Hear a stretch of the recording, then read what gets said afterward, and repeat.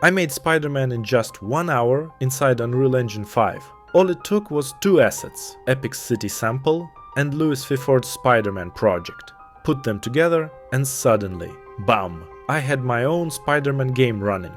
Of course, I didn't build all these mechanics from scratch. Credit goes to Lewis Fiford, the guy behind the Let's Make series on YouTube. He recreated Spider-Man's core moves in UE4, the zip, the swing and the wall run, and released it for free as a fan project. So big shout out to him, none of this would work without his project.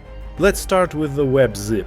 Aim at a ledge, press the button, and Spidey instantly launches himself towards it. There's even a point launch. If you hit jump at the right moment, he boosts forward in style. It feels snappy, cinematic and honestly, super addictive.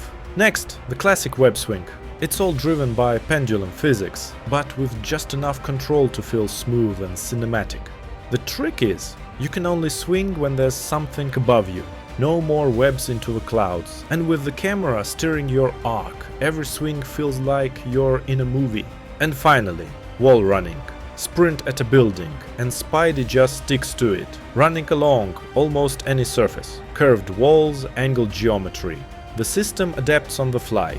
It's the perfect way to chain moves between swings and zips, making traversal non-stop. So yeah, that's Spider-Man in Unreal Engine 5, made in just 1 hour. 2 assets, a bit of setup, and now I can swing through the city like it's a brand new Spider-Man game. And speaking of that, Spider-Man brand new day just dropped, so let's just say the timing couldn't be better.